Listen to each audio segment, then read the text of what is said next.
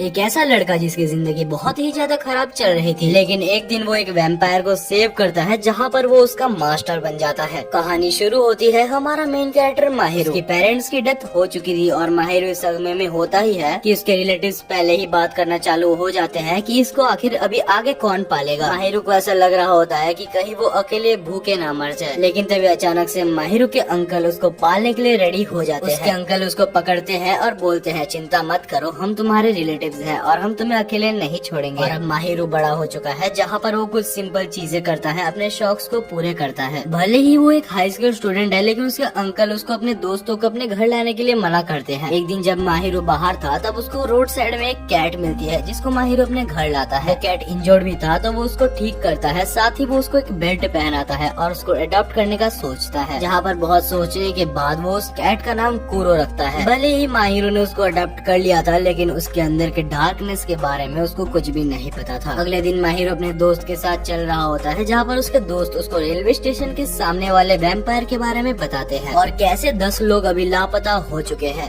यहाँ पर माहिरू बिल्कुल भी बिलीव नहीं करता और वो दौड़ के अपने घर चले जाता है, लेकिन जैसे ही वो अपने घर में घुसता है तो वो शॉक हो जाता है क्योंकि उसकी टीवी ऑन थी। जब वो वहाँ पर अंदर जाता है तो उसको एक अजीब सा बंदा वहाँ पर बैठा हुआ दिखता है जिसके बहुत ही बड़े बड़े डार्क सर्कल्स बन चुके थे। साथ ही में वो टीवी में बैठ के बहुत सारे वीडियो गेम्स भी खेल रहा होता है। माहिरू बहुत ही ज्यादा डर जाता है और उससे पूछता है आखिर तुम कौन हो, आखिर तुम मेरे घर के अंदर कैसे आ गए। और साइड में पड़ा हुआ झाड़ू को उठा के वो उसके ऊपर मारने लगता है, लेकिन वो इतना ज्यादा फास्ट था कि वो उस अटैक को डॉज कर लेता है। माहिरू जब सेकंड टाइम उसको हिट करने वाला होता है तब वो फिसल जाता है और उसके पर्दे को हटा देता है और अचानक से वो सनलाइट आगे सीधी उसके ऊपर गिर जाती है, जिस वजह से वो फिर से कूरो में बदल जाता है। माहिरू पर्दे को दे देता है तो वो फिर से वैम्पायर में बदल जाता है। फिर माहिरू पूछता है आखिर तुम हो कौन। तब वो बोलता है मैं तो एक प्यारा सा वैम्पायर हूँ, तुम्हें मुझसे दिक्कत क्या है। तब माहिरू को समझ आता है कि उसके दोस्त वैम्पायर के बारे में सही बात कर रहे थे एंड वो इसके बाद अपने घर से बाहर धूप में उसको ले जाने की कोशिश करने लगता है। वो पूछता है तुमने आखिर 10 लोगों को क्यों मारा। वैम्पायर बोलता है कि मुझे नहीं पता कि तुम किस बारे में बात कर रहे हो। और उसके बाद वो वैम्पायर बोलता है तुम गलती से भी मेरा नाम फिर से मत लेना। जहाँ माहिरू गुस्सा हो जाता है और उसका नाम ले लेता है। जैसे ही वो वैम्पायर का नाम कूरो बोलता है तो उसके आसपास एक ब्लू कलर का सर्कल बनने लग जाता है और उसके बाद वो सर्कल वैनिश हो जाता है। अभी अभी क्या हुआ ये माहिरू को कुछ समझ नहीं आया। इस वजह से वैम्पायर बोलता है मैं एक स्पेशल टाइप का वैम्पायर हूँ जो कि अपने मालिक की बात मानता है और वो बस अपनी मालिक की ही खून को पी सकता है। और फिलहाल हमारा कॉन्ट्रैक्ट साइन अप हो चुका है जहाँ पर तुम मेरे मालिक बन चुके हो। लेकिन तब वैम्पायर बोलता है ये कॉन्ट्रैक्ट तभी परमानेंट होगा जब मैं 24 घंटे के बीच में तुम्हारा कभी भी खून पी लूंगा। माहिरू के लिए ये कोई गुड न्यूज से कम नहीं थी, जहाँ पर वो उसको बाहर निकालने की कोशिश करता है, लेकिन वो उसको बाहर नहीं निकाल पाता क्योंकि एक अनजान फोर्स उनको वापस ला रही थी। वैम्पायर बोलता है कि तुम इतने बुद्धू कैसे हो सकते हो, जब मैंने तुम्हें मना किया मेरा नाम लेने को तो तुमने मेरा नाम जानबूझ के ले लिया। माहिरू बोलता है कि मुझे तुम्हारे साथ रहने का कोई शौक नहीं है। माहिरू सोचता है कि वैम्पायर के बारे में वो अपने दोस्तों को बताएगा। इसके बाद जब वो घर से निकल के अपने दोस्तों के पास जाता है और ये सब बोलता है तो उसके दोस्त बोलते हैं कि कहीं तू पागल तो नहीं हो गया, तू एक बिल्ली को वैम्पायर बता रहा है। और एक दोस्त तो उसका मजाक उड़ाने लगता है। तभी हम देखते हैं पीछे एक काली कलर की परछाई दिखाई देती है। तभी अचानक से वहाँ पर एक मैजिशियन आ जाता है जो कि यहाँ पर उनको देख रहा होता है, जहाँ माहिरू का एक दोस्त उसको इग्नोर कर देता है। वो मैजिशियन उसको रोकता है और अचानक वो उसको काट देता है और हर जगह खून ही खून हो जाता है। इसके बाद वो बहुत ही ऊंचा उछल के अपना नाम बताता है बेल्किया, जो कि एक वैम्पायर था। बेल्किया को यहाँ पर वो कूरो की प्रेजेंस महसूस हो चुकी थी, जिस वजह से वो यहाँ पर माहिरू और कूरो को डुएल के लिए चैलेंज कर देता है। अचानक कूरो वैम्पायर में ट्रांसफर होके यहाँ पर बेल्किया को एक लात मार देता है। जब माहिरू पूछता है कि ये सब क्या हो रहा है तो कूरो बोलता है कि तुम्हें यहाँ से भाग जाना चाहिए वरना तुम यहाँ पर बहुत ही गंदा पछताओगे। माहिरू बोलता है तुम्हें जो करना है करो और वो यहाँ पर अपने दोस्तों को बचाने के लिए दौड़ जाता है, जहाँ बेल्किया फिर से दोनों के ऊपर हमला करने वाला था। तभी माहिरू कूद के यहाँ पर उसका मुंह को पकड़ लेता है। बेल्किया एक तलवार के मदद से माहिरू को मारने वाला होता है, लेकिन तभी अचानक बीच में कूरो आके वो अटैक को अपने ऊपर ले लेता है। बाद कूरो अपने चेस्ट से तलवार को निकालता है और बोलता है कि मैंने 100 सालों से बिल्कुल भी खून नहीं पिया, जिस वजह से मैं अभी बहुत वीक हूँ और यहाँ पर बेल्किया को हराने के काबिल नहीं हूँ। तभी माहिरू अपना हाथ आगे बढ़ाता है और बोलता है तुम मेरा खून पी सकते हो लेकिन बेल्किया को हरा दो। और तब कूरो माहिरू का ब्लड को पी लेता है, जिस वजह से यहाँ पर उनका टेम्पररी कॉन्टैक्ट परमानेंट में विकसित हो जाता है।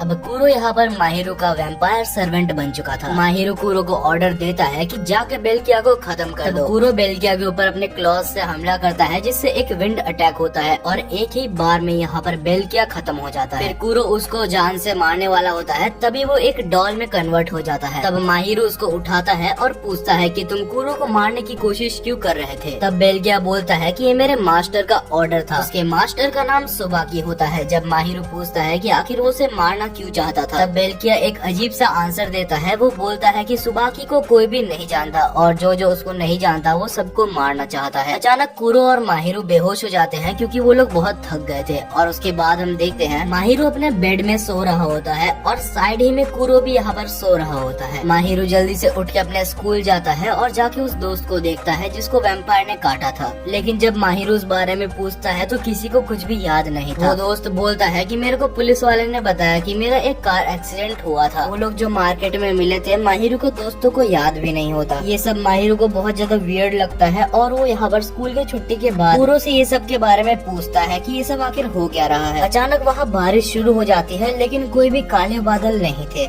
माहिरो अचानक से एक जगह पर टेलीपोर्ट हो जाता है जहाँ पर एक अननोन आदमी उसकी तरफ बढ़ रहा था। वो अननोन पर्सन माहिरो के ऊपर हंसता है और उसके बाद वो यहाँ पर बेल्किया को बाहर निकाल लेता है।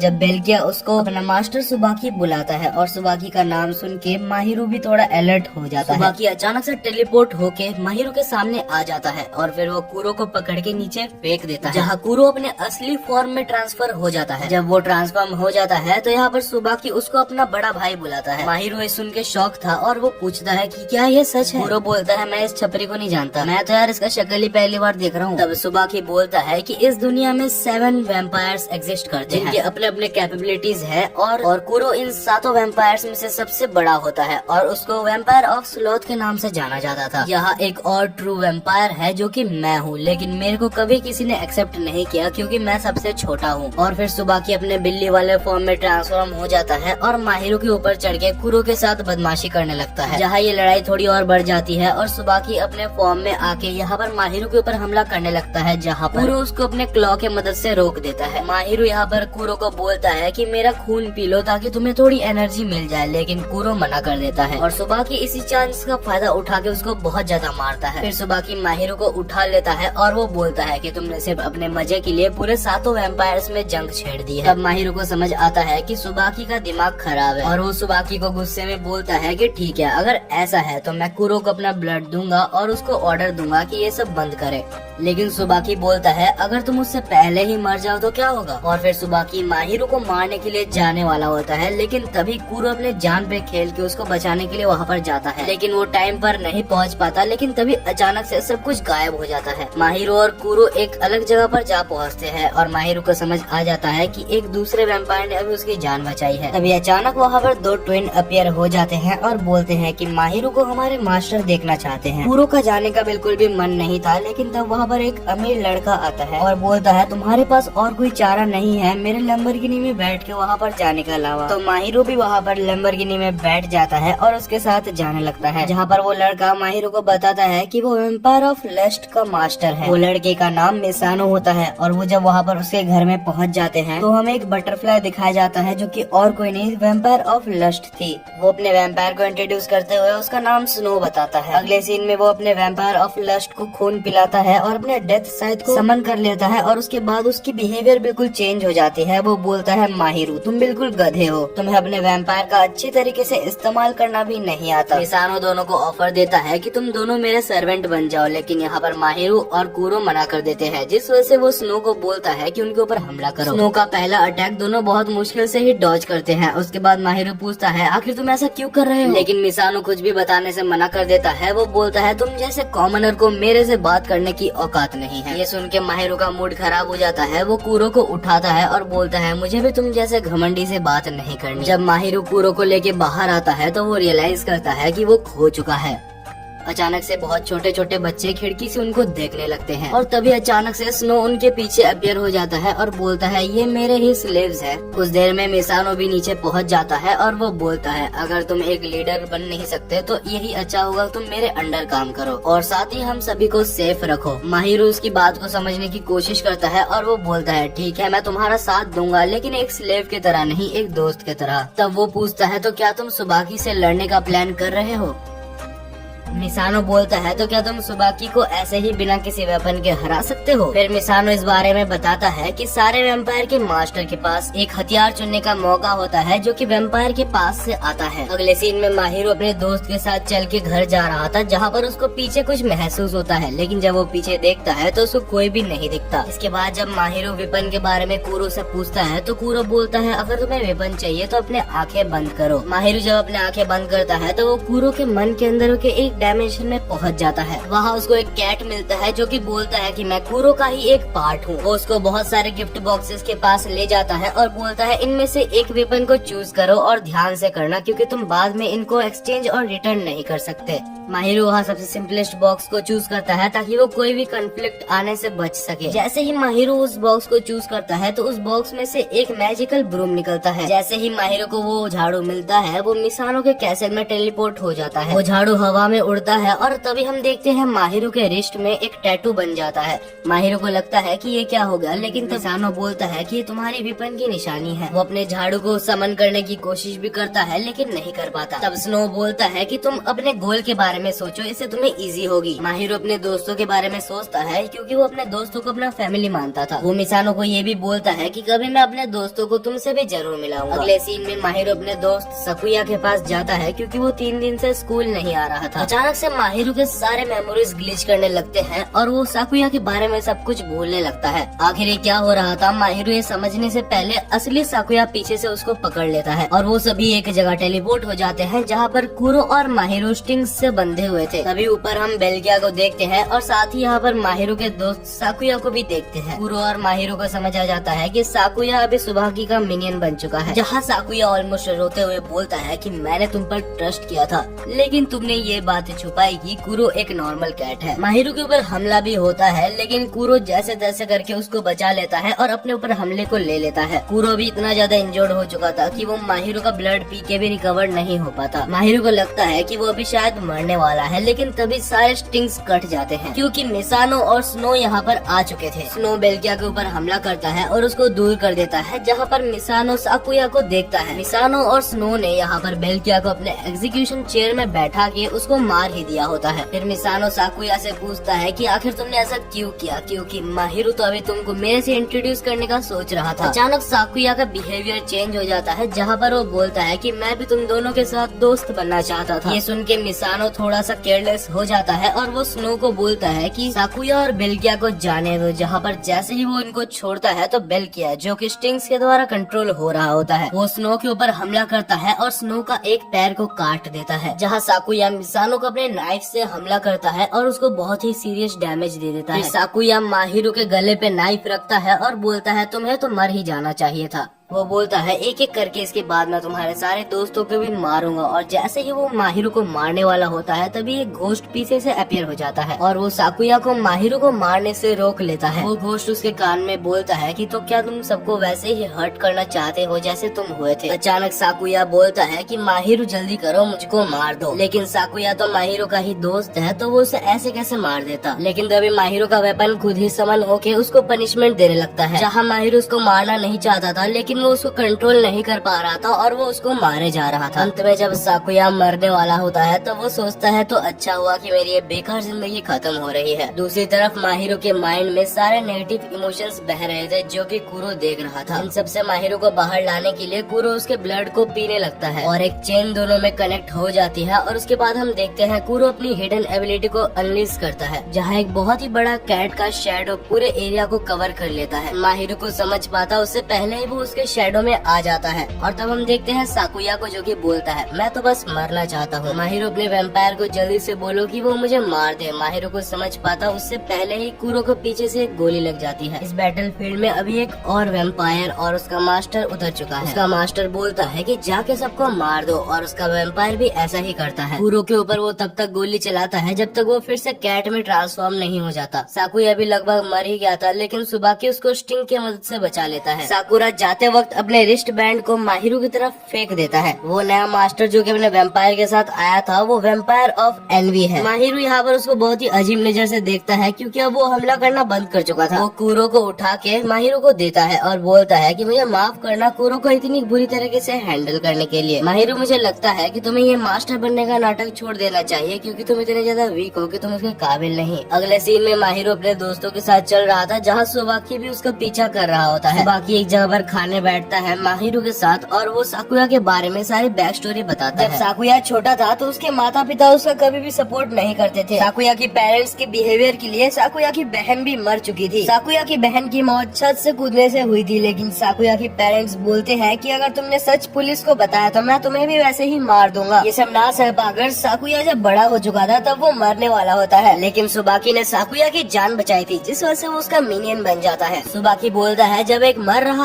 आदमी एक वैम्पायर का खून पीता है तब वो उसका मिनियन बन जाता है और उसके बाद वो माहिरो पर हंसता भी है क्योंकि उसको इतना भी नहीं पता। फिर वो जाते जाते बोलता है आज मेरा लड़ाई करने का कोई मूड नहीं है। माहिरो सुबाकी को इतना तक पूछ नहीं पाता कि वो साकुया को रिटर्न कर दे। वो इन सभी चीजों के लिए खुद को दोष देता था क्योंकि वो कभी भी समझ नहीं पाया कि साकुया कितने दर्द से गुजर रहा है। अगले दिन जब माहिरो स्कूल जाता है तो साकुया के बारे में पूछता है, लेकिन किसी को भी साकुया के बारे में कुछ भी नहीं पता था। साकुया की बस नेचर ही उनको याद थी, लेकिन साकुया की फेस उनको याद नहीं थी। माहिरो ये सब समझ जाता है कि आखिर ये सब कैसे हो रहा है। कुछ दिन बाद एक फेस्टिवल में हम देखते हैं साकुया मास्क लगा के आता है जहाँ उसके सारे दोस्त उसके पास से जा रहे थे, लेकिन उसको कोई भी नहीं पहचान पा रहा था। हालांकि साकुया ये देख के हैरान होता है कि उनके पीछे बोर्ड में लिखा हुआ था कि हम साकुया का वेट कर रहे हैं। ये सब वो देख ही रहा होता है कि उड़ते हुए कुरो उसके मुंह पे पड़ता है और माहिरो भी उसको देख लेता है, लेकिन साकुरा यहाँ पर छत की तरफ भागने लगता है। थोड़े ऊपर जाके साकुया समझ नहीं पा रहा था कि वो आखिर माहिरो को फेस कैसे करे। आखिर उसने उसको मारने का ट्राई किया था। तब माहिरो बोलता है कि जो कुछ हो चुका है उसको भूल जाओ। साकुरा याद करो हम बचपन के दोस्त हैं, हमने बचपन में कितने कुछ किए हैं। लेकिन साकुया बोलता है बचपन की कोई भी मेमोरीज मेरे पास नहीं है। फिर वो वहाँ से भागने लगता है और वो छत के पूरे ऊपर चले जाता है जहाँ पर वो बाउंड्री में खड़े हो जाता है और बोलता है मुझे माफ करना माहिरो, मैंने तुम्हें और तुम्हारे दोस्त को मारने की कोशिश की है। सच बताऊं तो मैं कभी भी ऐसा नहीं करना चाहता था। माहिरो बोलता है मुझे उन सब चीजों से कोई फर्क नहीं पड़ता, लेकिन तभी साकुया वहाँ से कूद जाता है और उसको बचाते हुए माहिरो भी वहाँ से कूद जाता है। हवा में माहिरो साकुया के कॉलर को पकड़ता है और नीचे गिरने से जस्ट पहले वो अपने झाड़ू को समन कर लेता है, लेकिन कुछ देर बाद माहिरो का डिसबैलेंस हो जाता है और वो जाके गिर जाता है। गिरने के बाद वो दोनों ही हंसते हैं कि कैसे अभी तक माहिरो अपने पावर्स को कंट्रोल नहीं कर सकता। लेकिन फिर अचानक से साकुया रोने लगता है और बोलता है कि मुझे तुम्हारे साथ और भी ऐसे कुछ मोमेंट्स बिताने थे। लेकिन उसके बाद साकुया बोलता है कि जब मैं छोटा था तब मेरी बहन के मरने की दोष को मैं अपने ऊपर ही लेता था, लेकिन तब सुबाकी ही एक ऐसा आदमी था जिसने बोला कि उसका दोष नहीं है। सुबाकी ने साकुया को ये भी बोला था कि हर सिचुएशन में जब भी तुम मुझे याद करोगे मैं तुम्हारे पास आ जाऊंगा। और जब वो मरने वाला होता है तब भी सुबाकी ने उसको बचाया था, जिस वजह से मैं सुबाकी के लिए कुछ भी कर सकता हूँ। माहिरो सोचता है कि उसके अंकल के लिए उसके लाइफ में जैसा रोल है सुबाकी का भी उसके लाइफ में वैसा ही रोल है। तब माहिरो बोलता है सुबाकी की हर बात तुम उसके प्रेशर में आके करते हो और मैं तुम्हें वादा करता हूँ कि मैं तुम्हें इससे आजाद कर दूंगा। साकुया बोलता है तुमने मेरे लिए जितना किया है वो बहुत है, तुम्हें ये सब करने की कोई जरूरत नहीं। फिर साकुया माहिरो से जितना दूर हो सकता था उतना दूर चले जाता है। एक पहले दोस्त थे जिसने मेरा साथ दिया था, तुम एक पहले ऐसे दोस्त थे जिसने सबसे पहले फ्रेंडशिप का हाथ बढ़ाया था। ये सब कह के वो रो रहा होता है। अगले सीन में हम देखते हैं माहिरो को जो कि बहुत ज्यादा फ्रस्ट्रेटेड होता है और वो कुरो को बोलता है कुरो मेरे को तरीके बताओ, मुझे बहुत ज्यादा स्ट्रॉन्ग बनना है। अगले सीन में हम देखते हैं माहिरो और कुरो यहाँ पर एक फेस्टिवल का वेट कर रहे थे जहाँ फायरवर्क शोज होने वाले थे। अचानक वहाँ पर एक मिस्टीरियस आदमी आता है और उनको एक सूटकेस थमा के जाता है। बोलता है कि यहाँ पर घुमे हुए चीजों वाले सेक्शन में जाके इसको प्लीज डिपॉजिट कर देना क्योंकि मेरे को नहीं पता वो कहाँ पर है। सूटकेस देने के ठीक बाद वो मिस्टीरियसली गायब हो जाता है। हालांकि यहाँ पर माहिरो ज्यादा डाउट नहीं करता और वो अकेले ही यहाँ पर घुमे हुए चीजों वाले काउंटर की तरफ चलने लगता है। जाते वक्त माहिरो एक आदमी से टकराता है जिसके सुनहरे बाल थे। वो एक बहुत ही बड़ा बॉक्स अपने ऊपर ले जा रहा था, लेकिन जब माहिरो पूछता है कि ये क्या है तब वो आदमी बोलता है ये वेम्पायर्स के लिए एक कॉफिन है। है। माहिरू ये सुन के बिल्कुल भी बिलीव नहीं कर पा रहा था, लेकिन तभी वो डिस्ट्रैक्ट हो जाता है क्योंकि उसके पीछे एक बहुत ही बड़ा एक्सप्लोजन होता है और वो ठीक उस जगह पर होता है जहाँ पर माहिरू जा रहा था। माहिरू को जल्द ही समझ आ जाता है कि ये सूटकेस भी बहुत ही जल्दी फटने वाला है। वो समझ नहीं पा रहा था कि आखिर वो उसको दूर कैसे ले जाए जहाँ पर किसी को भी हार्म ना हो। कुरो को वो सुनहरे बाल वाले लड़के के सामने भी वो समन नहीं कर सकता था, लेकिन फिर वो उस लड़के पे बिलीव करता है और उसके सामने वो कुरो को समन करता है, जहाँ पर कुरो उसको हवा में बहुत ऊपर जाके फेंकता है। माहिरू सोच रहा था ऐसा ना हो कि उसमें कोई टाइमर हो और वो नीचे गिर के फट जाए, और वो सूटकेस हवा में नहीं फटता। वो जैसे ही नीचे गिरता है तब वहाँ पर उसके फटने की आवाज आती है। लेकिन हम देखते हैं वो सुनहरे बालों वाला लड़का टाइम पे उस बॉम्ब को अपने कॉफिन के अंदर भर लिया था, जिस वजह से उस एक्सप्लोजन को वो लोग रोक पाए। माहिरू उस लड़के से पूछता है सच बताना आखिर तुम कौन हो। तब वो बोलता है उसका नाम तेत्सु है, जो कि एक हॉट स्प्रिंग का मालिक है। अचानक उस कॉफिन के अंदर से कुछ हिलने की आवाज आने लगती है। जब वो कॉफिन खुलता है तो वहाँ से एक चमगादड़ बाहर निकलता है। पूरा उसको आसानी से पहचान जाता है कि वो वैम्पायर ऑफ प्राइड है। वैम्पायर ऑफ प्राइड ने ही इस एक्सप्लोजन को संभाला होता है, जहाँ वो बोलता है कि ये नियरली सुबाकी का ही प्लान हो सकता है। लोगों के बीच में वो ब्लास्ट करके उनको मारना चाहता था, लेकिन वो बोलता है ऐसा नहीं है कि सुबाकी ही तुम्हारे लिए अभी बस एक चैलेंज है। अगले सीन में जब माहिरो और कुरो घर पहुंचते हैं तो घर के अंदर से कोई एक निकलता है और माहिरो को अंदर ले लेता है, जहाँ कुरो बाहर ही गिर जाता है। कुरो समझ जाता है कि फिर से कोई गड़बड़ होने वाली है, जहाँ फिर से गेट खुलता है और एक मैजिक लेजर कुरो के ऊपर तान दी जाती है। जहाँ पर दूसरी तरफ माहिरो को एक सुसुकी नाम का बंदा मिलता है, जो कि बोलता है कि मैं तुम्हारा कोई दुश्मन नहीं हूँ। फिर सुसुकी ये भी बोलता है कि तुम मुझे अपना दुश्मन मत समझ बैठना, क्योंकि मैं सुबाकी को मारने में तुम्हारी हेल्प कर सकता हूँ। तो माहिरो क्या तुम मेरे साथ जुड़ना चाहोगे, क्योंकि सुबाकी सिर्फ वैम्पायर्स के लिए नहीं ह्यूमंस के लिए भी खतरा है। जहाँ सुसुकी बहुत सारी चीजें बोलता है, वो ये भी बोलता है कि अगर तुम्हें कोई डाउट है तो मैं हर चीज तुम्हें बताने के लिए रेडी हूँ। सुबाकी के मिनियंस और सुबाकी को हराने के लिए तुम्हारा साथ चाहिए माहिरो। और यहाँ पर माहिरो का माइंड बदल जाता है, क्योंकि सुबाकी के एक मिनियंस में साकुया भी है, जिसको उसे बचाना है, जिसने उसको वादा किया था। फिर सुसुकी इसके बारे में देखता है और बोलता है हाँ, यहाँ पर साकुया नाम का भी एक मिनियन है, लेकिन माहिरो तुम्हारे बचपन के फ्रेंडशिप के साथ इसका कोई लेना देना नहीं होना चाहिए, क्योंकि हमें उसको मारना होगा। जहाँ माहिरो गुस्सा हो जाता है और बोलता है कि साकुया को हाथ भी मत लगाना। जहाँ सुसुकी बोलता है मैं तुम्हारे बातों को समझ रहा हूँ, लेकिन यहाँ पर मैं बिजनेस को लेके बहुत ज्यादा स्ट्रिक्ट हूँ। यहाँ पर टोटल 50 दरवाजे हैं, जिसमें से एक दरवाजा ही एग्जिट का है। अगर तुम चाहो तो यहाँ से निकल सकते हो, और हाँ जल्दी करना, क्योंकि अगर तुम लेट करो तो तुम अपने वैम्पायर को फिर कभी नहीं देख पाओगे। क्योंकि फिलहाल कुरो यहाँ पर सबसे एक्सपर्ट वैम्पायर हंटर के साथ जूझ रहा होता है। दूसरी साइड माहिरो गुस्से में दरवाजे की तरफ जाने लगता है, जहाँ पर वो असली दरवाजा नहीं खोज पा रहा था। सुसुकी हंसता है और बोलता है सारे दरवाजे चेक करने में तुम्हें करीबन 1 दिन लग जाएंगे। तब तक कुरो तुमसे बहुत ज्यादा डिस्टेंस में पहुँच चुका होगा। और अगर तुम्हें नहीं पता तो मैं बता दूं कि मास्टर और वैम्पायर अगर एक डिस्टेंस से ज्यादा दूर जाए तो यहाँ पर मास्टर मर जाएगा। माहिरो के पास 2 ही ऑप्शन होते हैं, या तो वो सही दरवाजा खोज ले या तो वो सुसुकी के साथ काम कर ले। माहिरो कभी भी इतना बेकार टीम के साथ काम नहीं करना चाहता, जिस वजह से वो दरवाजा खोजने लगता है। लेकिन माहिरो जितना भी ट्राई कर ले वो नहीं खोज पा रहा था। जहाँ पर वो एक आइडिया लगाता है, वो अपने ब्रूम को समन करता है और बीच में जाके वो एक टॉर्नेडो बनाता है, जिससे ऊपर रूफ में एक होल हो जाता है। सुसुकी बोलता है कि वाह बहुत बढ़िया, तुमने असली दरवाजा खोज लिया।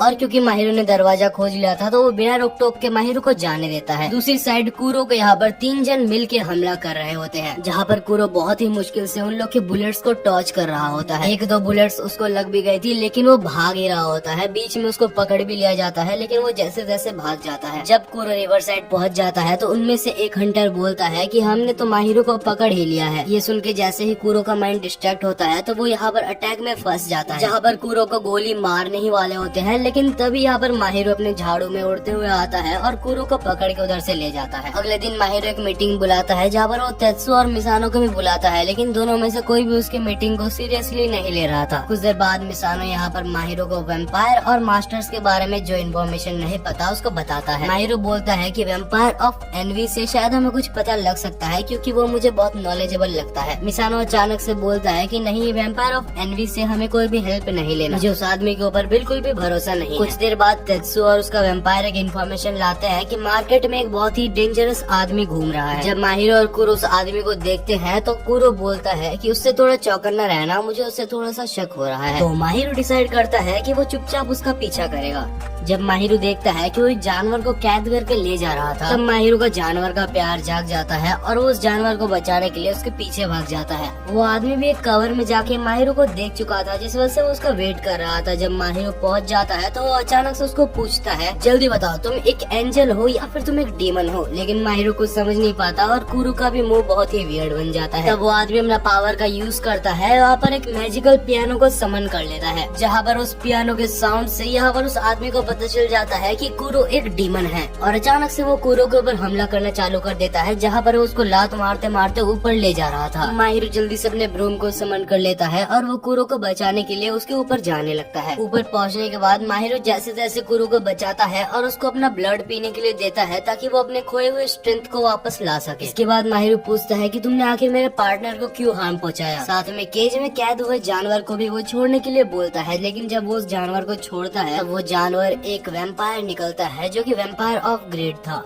फिर वेम्पायर ऑफ ग्रेड बोलता है कि ये आदमी जो मेरे साथ है इसका नाम लिक्ड है, जो कि मेरा मास्टर है, और मैं इसके साथ इसीलिए हूँ क्योंकि ये मेरे को एंजल समझता है। जहाँ पर लिक्ड बोलता है कि मैं इसको भी एक डीमन समझता हूँ और मुझे इससे नफरत है। और ये दोनों भी यहाँ पर खुद ही में मारपीट कर रहे होते हैं। जहाँ माहिरो खुश होता है क्योंकि सुबाकी से लड़ने के लिए उसे एक और साथी मिल गया। जहाँ वेम्पायर ऑफ ग्रेड बोलता है कि तुम्हें गलतफहमी है, हम तुम्हारे कोई भी साथी नहीं है, और देखा जाए तो तुम्हें कोई साथी की जरूरत भी नहीं है, क्योंकि कुरो जो कि सबसे बड़ा वेम्पायर है, अगर वो चाहे तो वो सब कुछ अकेले ही संभाल सकता है। फिर वेम्पायर ऑफ ग्रेड ये भी बोलता है कि मैंने कुरो को माफ नहीं किया क्योंकि कुरो ने मेरे साथ कुछ ऐसा ही किया था। माहिरो को समझ आ जाता है इससे पहले इन दोनों के बीच में पहले ही कुछ हो चुका है। इससे पहले दोनों में लड़ाई लगती। यहाँ पर माहिरो दोनों को अलग करता है और पूछता है क्या तुम मेरी हेल्प कर सकते हो, लेकिन वो मना करके वहाँ से चला जाता है। जब माहिरो घर वापस आता है तो उस लड़के को टीवी में देख के पियानो बजाते हुए वो शॉक हो जाता है और सबको बोलता है कि वो वेम्पायर ऑफ ग्रेड का मास्टर है। जहाँ पर मिसानो बोलता है कि वेम्पायर ऑफ ग्रेड से दूर रहना ही बेटर है, क्योंकि जब वो अपने मास्टर से बोर हो जाता है तो वो अपने मास्टर को मार देता है। लेकिन माहिरो उसकी बात नहीं सुनता क्योंकि उसे उस आदमी को बचाना है। जहाँ उसे पता चलता है वो आदमी जो पियानो बजा रहा था, जिसका नाम लिक होता है, वो एक बहुत ही फेमस पियानो आर्टिस्ट है। जब माहिरो उस कॉन्सर्ट हॉल में होता है तो वो देखता है उसी आदमी को जिसने उसे उस एक्सप्लोसिव बैग को पकड़ाया था। माहिरो समझ जाता है कि यहाँ पर सुबह के लिक को मारने की कोशिश कर रहा है। दूसरी तरफ जहाँ पर कॉन्सर्ट हो रहा होता है, वहाँ पर बैठे हुए सारे ऑडियंस असल में सुबाकी के मिनियंस थे। जब माहिरो वहाँ पर पहुँचता है तो वो देखता है सारे मिनियंस ऑलरेडी मर चुके हैं। इससे हमें पता चलता है कि वेम्पायर ऑफ ग्रीड भी बहुत पावरफुल है। दूसरी तरफ वेम्पायर ऑफ ग्रीड यहाँ पर लिक के ऊपर भी हमला करना शुरू कर चुका था, जो कि उसका खुद ही का मास्टर था। लिक वेम्पायर के पीछे जाके उसको लात मारता है, लेकिन तब तक वेम्पायर उसके पीछे जाके उसको एक और लात मार चुका था। तब वेम्पायर ऑफ ग्रीड हंसते हंसते बोलता है कि चिंता मत करो, नॉर्मल पीपल से वेम्पायर्स के मास्टर्स ज्यादा पावरफुल होते हैं। माहिरो को वेम्पायर ऑफ ग्रीड ये भी बोलता है कि कुरो को ऑर्डर करो, वो अकेले ही सबको मार सकता है। माहिरो बोलता है कि नहीं, यहाँ पर कुरो अकेले सब कुछ नहीं कर सकता, उसे भी थोड़ी सपोर्ट चाहिए। तब वेम्पायर ऑफ ग्रीड माहिरो के ऊपर हमला कर देता है, लेकिन यहाँ पर कुरो उसको बचा लेता है। वेम्पायर ऑफ ग्रीड ये डिसाइड करता है कि वो माहिरो को 7 वेम्पायर्स की स्टोरी बताएगा। बहुत समय पहले जो ऑर्गेनाइजेशन C3 थी, उसने एक आदमी को मारने का ऑर्डर दिया था, जहाँ पर 7 वेम्पायर्स में से वोटिंग होती है, जहाँ पर मैं और 2 वेम्पायर्स इस मर्डर के खिलाफ थे और बाकी के 3 वेम्पायर्स इस मर्डर से राजी थे। तो आखिर इसके बाद क्या करना है, ये हमें वेम्पायर ऑफ स्लॉथ यानी कि कुरो के ऊपर छोड़ दिया था। वो स्टोरी बता ही रहा होता है, लेकिन कुरो ये सब सुन के अपना ऑरा रिलीज करने लगता है। वेम्पायर ऑफ ग्रीड बोलता है तो क्या तुम अपने मास्टर के सामने अपने गलतियों को छुपाना चाहते हो। कुरो का मर्डरस इंटेंट अभी शुरू होने लगा था, जहाँ पर दोनों फाइट करने वाले थे। जब माहिरो कुरो को बुलाता है तो कुरो जैसे माहिरो को देखता है, उससे पहली बार माहिरो को ऐसा लगता है कि कुरो बिल्कुल भी अभी माहिरो के कंट्रोल में नहीं है। दूसरे साइड लिक रिकवर हो चुका था और वो यहाँ पर दोनों वेम्पायर्स की फाइट को रोकता है। वो माहिरो के ब्रूम को लेके उसको मोड़ के कुरो को दीवार से चिपका देता है। वेम्पायर ऑफ ग्रेड लिक को बीच में आते हुए देख के उसके ऊपर अटैक करने के लिए जाता है, लेकिन तब हम देखते हैं बाहर से एक वेल टाइप का कुछ आके उन दोनों को रोक देता है। कुछ देर बाद हम देखते हैं माहिरो जब कुरो को चेक करता है तो कुरो यहाँ पर थोड़ा सा अजीब सा दिखाई देता है, जो कि हमें बाद में बताया जाएगा। अगले सीन में हम वेम्पायर ऑफ ग्रेड को देखते हैं, जिसके पीछे अचानक से सुबाकी आ जाता है। अगले सीन में हम माहिरो को देखते हैं, जो कि फाइनली अपने घर में पहुंच चुका था, जहाँ उसके सारे दोस्त उससे गुस्सा थे क्योंकि वो बिना बिना बोले अचानक से वहाँ से चला गया था। मिसानो बोलता है कि इससे बहुत बदतर हालत भी हो सकते थे, लेकिन अच्छा हुआ कि तुमने यहाँ पर सुबाकी के एक मिनियन को यहाँ पर लाया है। तब हमें पता चलता है कि माहिरो ने यहाँ पर सुबाकी के एक मिनियन को पकड़ा होता है। हालांकि उस मिनियन का नाम लिलियक होता है। तब मिसानो बोलता है कि क्योंकि ये सुबाकी का मिनियन है तो इसके ऊपर पूरा ट्रस्ट भी नहीं कर सकता। तब माहिरो बोलता है कि मेरे को ऐसा लगता है कि सुबाकी यहाँ पर अपने मिनियन को वापस लेने जरूर आएगा। सुबाकी आखिर कितना भी बुरा हो, साकुया के हिसाब से शायद वो कभी भी अपने मिनियंस को अकेला नहीं छोड़ेगा। जब माहिरो इस बारे में कुरो को कुछ बोलने बोलता है तो कुरो चुपचाप वहाँ से चला जाता है। माहिरो कुरो को पीछा करता है और जब वो पूछता है कि आखिर तुम्हारे साथ क्या हुआ है, तुम ऐसा बिहेव क्यों कर रहे हो, तब कुरो का शक्ल देख के माहिरो समझ जाता है कि वो अपने राइट माइंड में नहीं है। जब से वैम्पायर ऑफ ग्रेड ने उसके पास्ट की बात की थी तब से उसका मूड ऐसा हो गया है। इसके बाद माहिरो डायरेक्टली कुरो को कुछ क्वेश्चंस करता है कि आखिर C3 क्या है और तुमने आखिरकार ऑपरेशन में हाँ बोला था या फिर ना। जैसे ही ये सब वो पूछता है तो वो कुरो को देखता है जो कि एक बहुत ही अजीब से चीज में अचानक से ट्रांसफॉर्म होने लगा था। माहिरो उसको देख के बिल्कुल चौंक जाता है, लेकिन उसके बाद वो बहुत सारे करेज को एक साथ इकट्ठा करके उसको ऑर्डर देता है कि अपने कैट वाले फॉर्म में आओ। कुरो माहिरो का ऑर्डर फॉलो करते हुए सीधा यहाँ पर माहिरो के पीछे चलने लगता है और दोनों ही फिर घर चले जाते हैं। अगले सीन में हम माहिरो को उसी मिनियन के पास देखते हैं जिसको माहिरो ने पकड़ा था। तब वो पूछता है तो क्या तुम सुबाकी को अपना दुश्मन मानते हो, लेकिन माहिरो बोलता है कि मैं उसे दुश्मन नहीं मानता, मैं मानता हूँ कि वो बस एक ऐसा आदमी है जिसे मुझे रोकना है। फिर वो मिनियन बोलता है माहिरो मुझे तुम्हें कुछ बताना है। सुबाकी का एक राइट हैंड मैन है जिसका नाम हाइगन है और वो स्पेशली बहुत ही ज्यादा स्ट्रॉन्ग है, तुम्हें उससे बच के रहना चाहिए। बाकी जितने भी वीक मिनियंस है वो तो फाइट भी नहीं करना चाहते। अगले दिन सुबह जब माहिरो उठता है तो उसे एक कॉल आता है जहाँ उसे वैम्पायर ऑफ ग्रेड के बारे में पूछते हैं क्योंकि वो पिछले रात से ही मिसिंग है और उसका मास्टर लिक्ट बहुत ही जल्दी कमजोर होते जा रहा है। इस वजह से अगर उसको नाक हो जा गया तो लिक्ट कुछ देर में बहुत ही कमजोर होके मर जाएगा। अचानक लिक्ट के पीछे एक लाल बालों वाला आदमी आ जाता है। लिक्ट को समझ पाता उससे पहले ही वो उसको बहुत ही जानलेवा हमला कर देता है। फिर हमें पता चलता है कि ये सुबाकी का राइट हैंड हाइगन है जो कि बहुत ही आसानी से लिक्ट को पीटे जा रहा था। लिक्ट लड़ने की कोशिश करता है लेकिन वो कुछ भी नहीं कर पाता हाइगन के सामने। जहाँ हाइगन बोलता है कि तुम्हारा वैम्पायर ऑफ ग्रेड अभी सुबाकी के नीचे बहुत ही गंदी तरीके से कुचला जा रहा है। लिक्ट बोलता है कि मुझे इस डीमन की कोई भी परवाह नहीं है, लेकिन मैं तुमसे तो नहीं हारने वाला। जहाँ लिक्ट को मारने के लिए हाइगन ने भी अपना रेड ऑरा समन कर लिया था जिसको यहाँ पर दूर से माहिरो ने भी देख लिया था। माहिरो जल्दी से कुरो को लेके वहाँ पहुँचना चाहता था, लेकिन कुरो बोलता है कि पहले अपने बैकअप को बोल दो, लेकिन माहिरो नहीं सुनता। बोलता है कि मेरे पास उतना टाइम नहीं है। अगले सीन में माहिरो पहुँच चुका था जहाँ पर वो ना जानते हुए कि वो हाइगन है उसको बोलता है कि उसे छोड़ दो। इसके बाद कुरो और माहिरो लड़ाई करने के लिए रेडी हो जाते हैं। जहाँ कुरो अपने पास्ट को अभी तक बुला नहीं पाया था और वो लड़ नहीं पा रहा था। अचानक से कुरो एक ब्लैक क्रिस्टल बॉल में ट्रांसफर हो जाता है जिसे देख के वो बिल्कुल हक्का बक्का रह जाता है और बोलता है क्या ये बॉल कुरो भी हो सकता है। माहिरो अपने डिफेंस के लिए अपने ब्रूम को समन करने की कोशिश करता है, लेकिन वो ब्रूम भी उस क्रिस्टल बॉल में घुस जाता है जहाँ पर अभी उसके पास कुछ भी डिफेंस के लिए नहीं था। हाइगन बोलता है कि लिक्ट और मेरे बीच की लड़ाई अभी तक खत्म नहीं हुई है। जहाँ लिक्ट का हमला देख के हाइगन भी थोड़ा सा इम्प्रेस हो जाता है और वो सोचता है कि मैं भी सीरियस हो जाता हूँ। हाइगन लिक्ट का सारे हमले को डॉज कर लेता है और बहुत बुरी तरीके से लिक्ट यहाँ पर हाइगन से हार जाता है।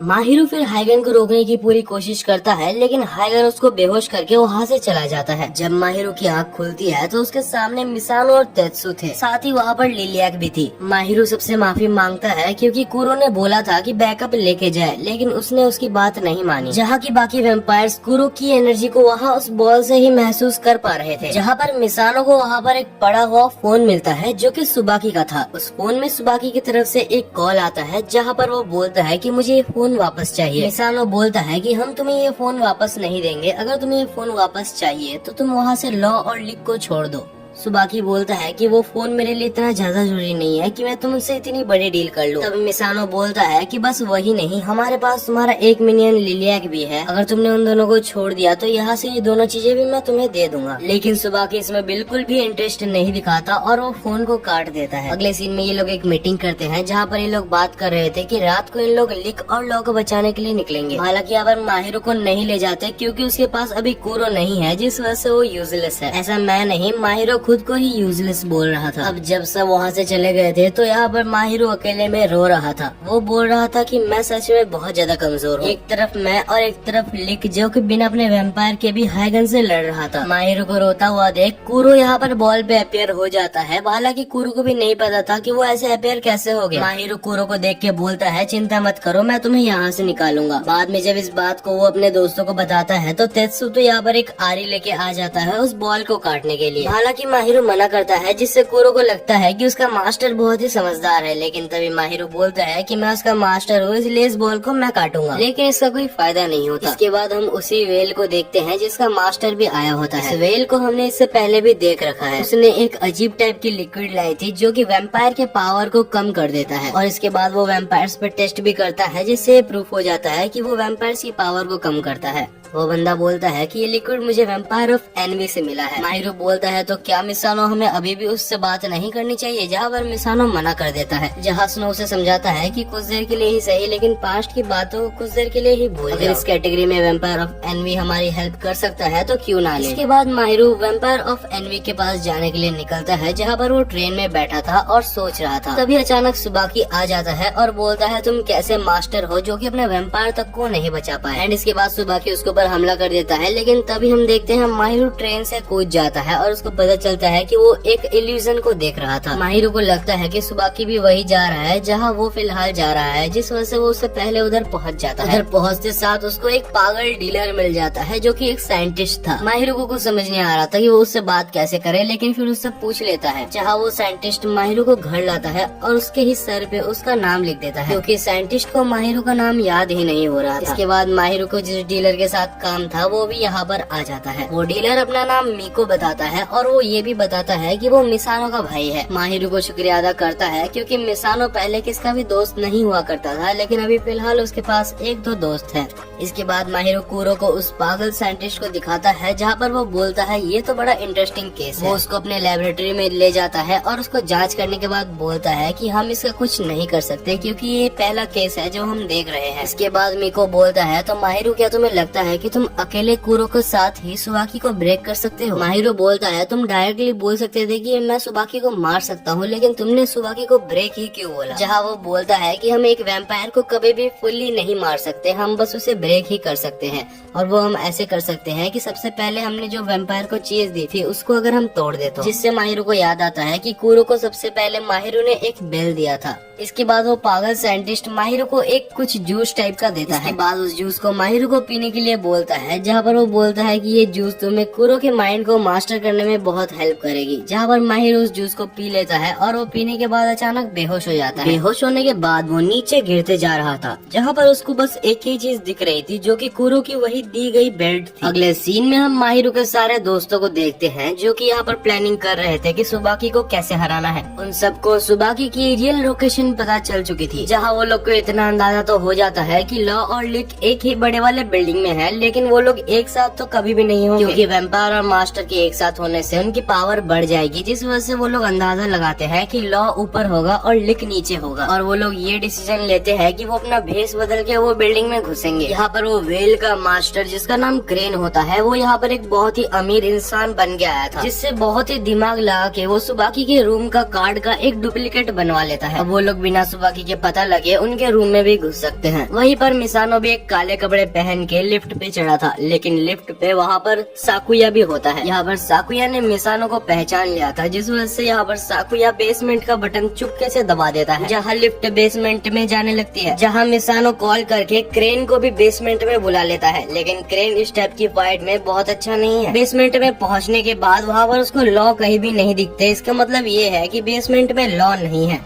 अगले सीन में हमें तेत्सु को दिखाया जाता है जो कि अपने कॉफिन के साथ था और वो यहाँ पर ऊपर के रूम में पहुंच चुका था, लेकिन वहाँ पर सुबाकी के सारे साथी पहले ही तेत्सु को रोकने के लिए खड़े हुए थे। दूसरी साइड में सुबाकी को दिखाया जाता है जो कि यहाँ पर एक जंगल में था। वो जंगल में सीधे जा ही रहा होता है कि सामने बहुत सारे वेल मस्कट आ जाते हैं। सुबाकी को लगता है कि ये आखिर क्या ही कर लेंगे, बहुत ही वीक होंगे, लेकिन वो इतने वीक भी नहीं है कि वो सुबाकी को कुछ देर के लिए हैंडल ना कर पाए। जहाँ सुबाकी वेल मस्कट को दिखाता है कि उसके पास वो चाबी है जहाँ पर लॉ और लिक कैद हैं। व्हेल मस्कट बोलता है कि वो चाबी हमें दे दो। तब सुबाकी बोलता है कि मेरे मिनियन कहाँ है। वो बोलते हैं कि तुम्हारा मिनियन हमारे पास ही है, लेकिन तुम पहले हमें अपना चाबी दो। तब सुबाकी उनको चाबी भी नहीं देता और वहाँ पर मिनियन को भी खोजने के लिए चले जाता है, लेकिन सुबाकी आखिरकार मिनियन को नहीं खोज पाता। हालांकि सुबाकी बोलता है कि अभी मेरे पास बहुत टाइम है, मैं आराम से लिलिया को खोज लूंगा। दूसरे साइड हम माहिरो को कुरो के माइंड के अंदर देखते हैं, जहाँ पर वही कैट जिसने उसको जादुई झाड़ू दी थी वो मिलता है। जब माहिरो पूछता है कि आखिर कुरो कहाँ गया, तब वो बोलता है कि कुरो तुमसे मिलना नहीं चाहता, लेकिन माहिरो इसको बिल्कुल भी कंसिडर नहीं करता। उसको लगता है कि कुरो मुझसे मिलना क्यों नहीं चाहेगा, वो झूठ ही बोल रहा होगा। फिर वो कैट माहिरो को एक जगह पर ले जाता है जो कि यहाँ पर अंडर वाटर थी। वो यहाँ पर स्विम करके जब वहाँ पर पहुँचता है तो कुरो की एक ओल्ड मेमोरी वहाँ पर दिखाई जाती है। सातों वैम्पायर एक जगह पर बैठे थे, जहाँ पर वही बात चल रही थी कि C3 के दिए गए असाइनमेंट पे वो खास आदमी को उनको मारना है या नहीं। जहाँ पर हमें पता चलता है कि वो खास आदमी जिसको मारने की बात चल रही है वो कोई और नहीं, वैम्पायर्स को बनाने वाला आदमी है। जहाँ 3 वैम्पायर मना करते हैं कि उसको नहीं मारना चाहिए क्योंकि उसने ही हमें बनाया है। बाकी 3 वैम्पायर बोलते हैं कि उन्होंने हमें फोर्सफुली वैम्पायर बनाया है, जिस वजह से हमें उन्हें मार देना चाहिए। जहाँ कुरो को डिसीजन लेने के लिए बोला जाता है और कुरो वहाँ पर कुछ भी नहीं बोलता और चुपचाप वहाँ से चला जाता है। और कुरो उस आदमी को मारने के लिए गया होता है, लेकिन ये चीज वो माहिरो को नहीं दिखाना चाहता था, जिस वजह से ये देखते टाइम माहिरो के सामने कुछ ब्लैक वाइन्स आ जाते हैं।